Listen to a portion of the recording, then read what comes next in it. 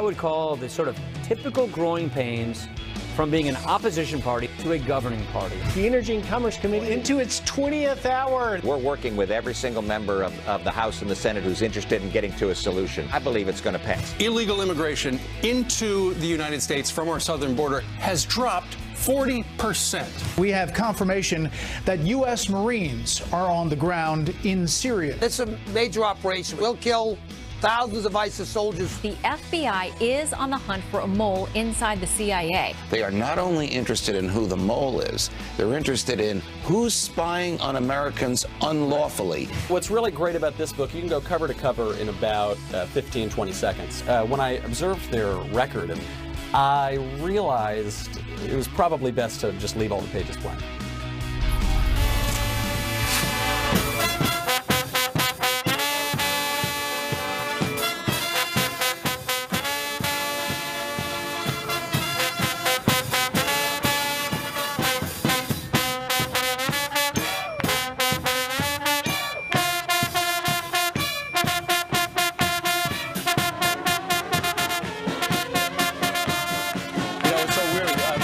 Lucky guy slot on the wall is one lucky guy. He's on the arms of another cheerleader as we give you the Marquette, I guess, Marching band. Yeah, the marching band and their cheerleaders. Sure.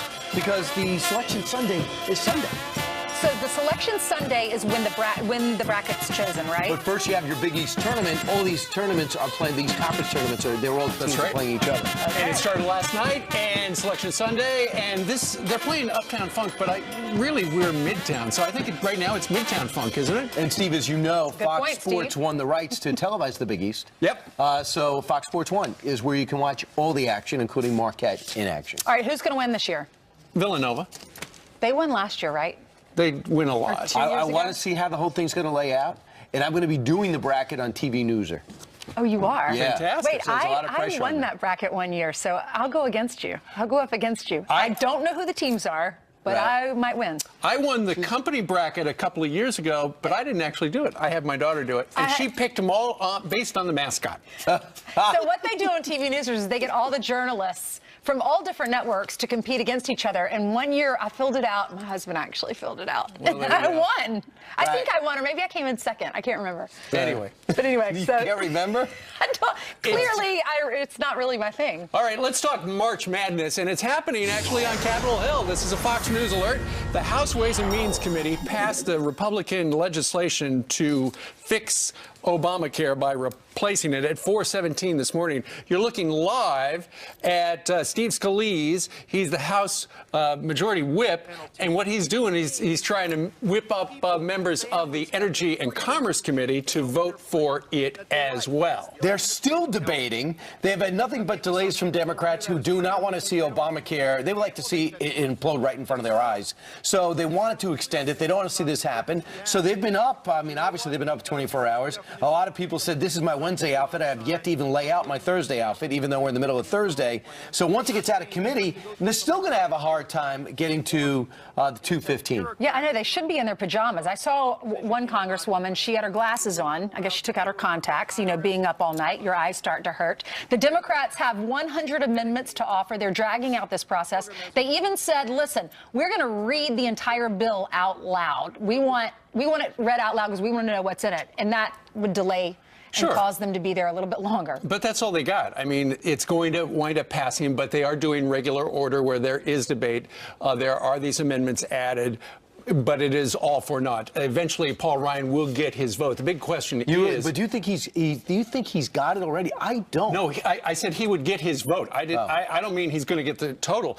There's an item in Breitbart right now that says that Senator Rand Paul says that Paul Ryan misled the President of the United States about the support that he would have in Congress. In other words, Paul Ryan sits down with the President and says, hey, yeah, it's in the bag. Not going to be a problem. Rand Paul is one of the U.S. senators who said it is Obamacare light. It is dead on arrival. He's not the only one. Susan Collins of Maine doesn't like it. There are 8 Republicans in the Senate who are reluctant to support it. One of them was Ted Cruz, who was invited over to the White House last night along with his wife Heidi and their 2 children for dinner with the president. The president is in cell mode right now. He's in full cell mode, and he's doing everything from the bowling next week to the dinner, to having Lindsey Graham over for lunch, to taking the cruises out for dinner. Not on a cruise, but I think that that would be a fun dinner. In the big picture, the president's really got to understand what everyone's hot button is. Right away, he's in great conversations, consistent conversation with Senator Rand Paul, who's been calling him. He says the president will call you if he thinks you're not on board yet, and that's what he's doing. My thing is, are you taking input or you're just listening? Are you going to listen to what Rand Paul says? So Cassidy and Collins has a bill, and one of their provisions is you can keep Obamacare in your state if you want to keep Obamacare in your state. So go ahead, answer to your constituents. You can have this bad bill if you want, if you have a Democratic governor that likes it, or Governor Kasich that seems to adore it. So if not, I don't think that Rand Paul necessarily agrees with that. But everyone has their own reasons. So if you're listening and can weave something in, that's the way the process should be. If it's good for the American people, and if it's a great idea. We interviewed Tom Price, the Health and Human Services Secretary, earlier on the show, and to your point, he said we were talking about the number of votes in the Senate that you need, and you have these eight skeptical senators. You said. Yeah. The vote needs to pass by 51 votes. There are 52 Republicans. So if you have 8 of them who are skeptical, it might not pass. You have 2 drop out, you're dead. Right. So we were asking him about it earlier. This is what he said, saying why we have to fix this, why we have to repeal and replace. Listen. That's the first step in this process. Energy and Commerce Committee is still going in the House, as you mentioned. But it's important for people to appreciate, once again, why this is all being done. And it's being done because the Affordable Care Act, Obamacare as folks know it, has been a disaster for people on the individual and small group market. Premiums are going up. Deductibles are going up. People are getting priced out of the market. We've got 1/3 of the counties in this country that only have 1 insurer. 5 states only have 1 insurer. We learned this past week that there are some counties in both Tennessee and Mississippi who next year will have no insurer at all. This plan does not work. It's a failed plan. So what we're trying to do is to fix the healthcare system and move it in a direction where patients and families and doctors are making decisions, not the federal government.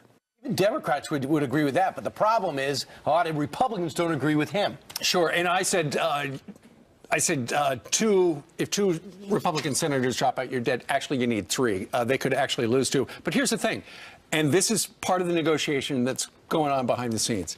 The House leadership, and we're going to have Kevin McCarthy on with us in a little bit, is saying, look, we've got to pass this, because if we don't pass this, we're not going to pass tax reform, we're not going to pass infrastructure, all the stuff you want, but you've got to pass this. And color me naive, but if you actually want to get this done in a way that would be effective in the last 4 years or 8 years, depending on when Donald Trump gets done with office, President Trump is done in office, you got to somehow weave Democrats in. There are Democrats, most of them know, who aren't named Nancy Pelosi, that this is blowing up and has to change. You're not taking a successful program and ripping it up. I think personally, if it was rolling along and was solvent, I think this would be 2 years down the road. This is a flashing light ambulance. Well, the president had Elijah Cummings in. They talked about how to fix drugs. So maybe there will be some bipartisanship stuff, but that's just something we don't see much on Capitol Hill over the last 8 years.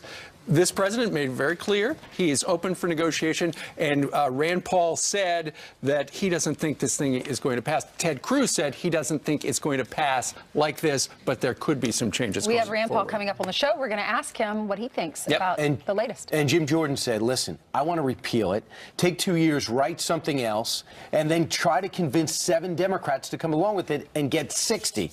Why don't we do that? But nobody has any faith that they'll ever convince Democrats in the big picture, outside Joe Manchin and maybe John Tester. Maybe everyone will have a chance to, they all will have a chance to weigh in on this. It's a 3-phase thing, so hopefully we can all be confident, hopefully, that that all these Republicans who do want to add things in, like Rand Paul, that will happen, and they'll listen to him. All right. Meanwhile, let's listen to Abby Huntsman. She's got the news, and it starts with a news alert. Good morning, you guys. Good morning. We do start with the Fox News alert. A lot of headlines to get to this morning. The FBI, though, launching a massive investigation to hunt down the mole who leaked the CIA's top secrets. Thousands of agents and contractors.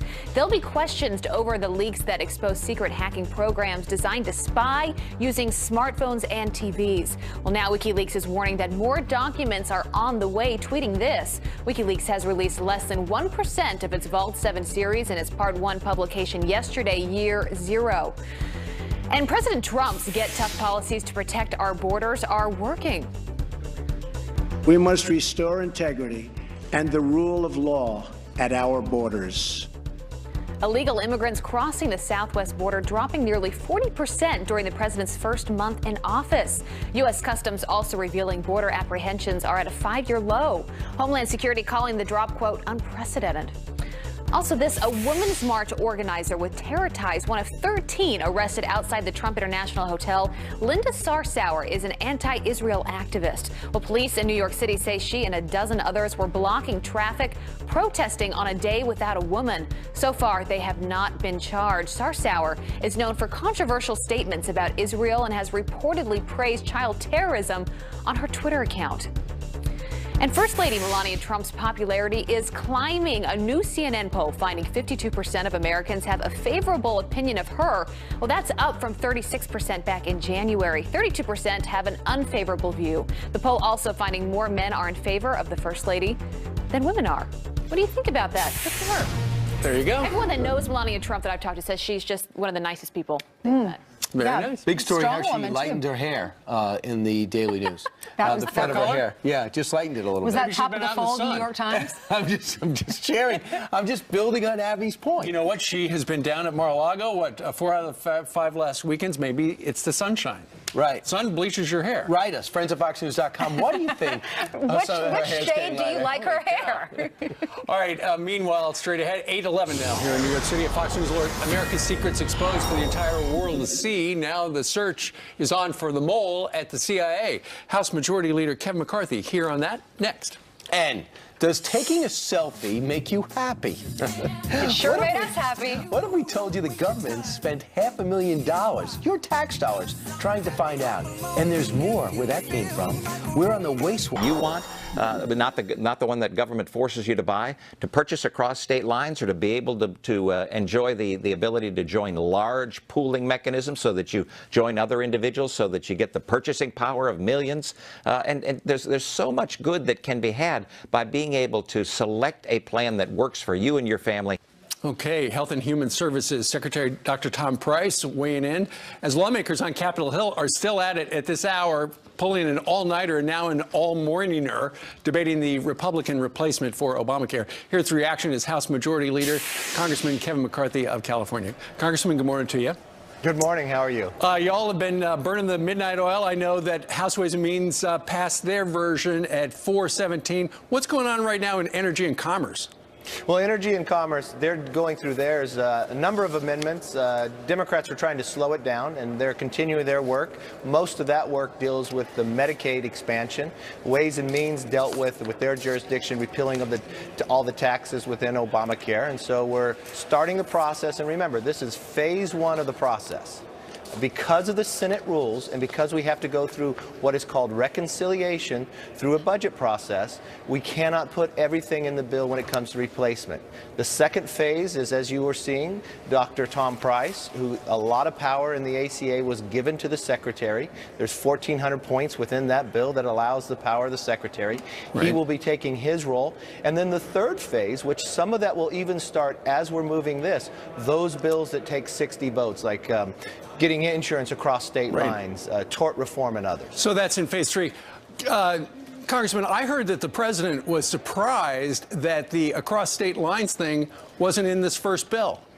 Yes, and we want it to be in the first bill. The only reason that it is not is because the Senate rules will not allow it to be through reconciliation. Sure. But that is something that we will pass this month as we go and have that moved over to the Senate and move for that to become into law as well. Sure. So that's part of phase 3. Until this week, Kevin, people didn't realize this was a 3-phase plan. People thought, boom, we're going to get it done.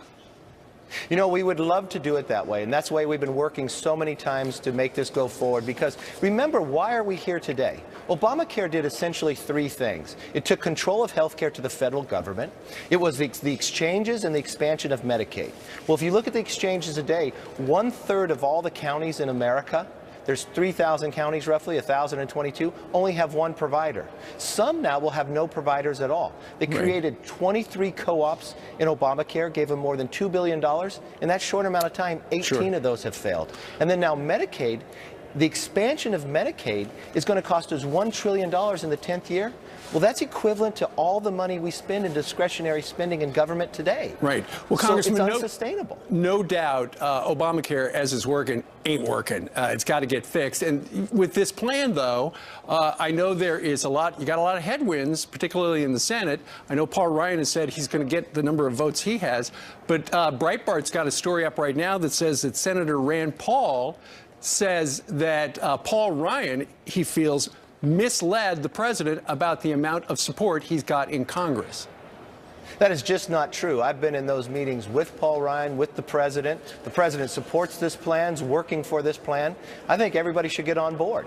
This is one of 3 phases. If you want to see Obamacare replaced, this is the best opportunity to do it. If you want to see a replacement that lowers the premiums and actually gives greater quality of care, this is the only option we have going forward. If you think you can repeal Obamacare and think you're going to find 60 votes in the Senate, that blame is going to be all upon us for the failure of Obamacare. And I think that is the wrong way to go. We want to solve this problem, and this is the best option, and that's why you will find that this will move through the House and get to the Senate, and as those who read it and see the one of 3 phases will understand why the president backs this plan and believes it's the best move forward. Okay, 3 phases now. House Majority Leader Kevin McCarthy of the great state of California. Kevin, thank you very much for joining us live. Thank you. You bet. All right, 8:20 now here in New York City. He is a Christian music superstar, but that almost didn't happen.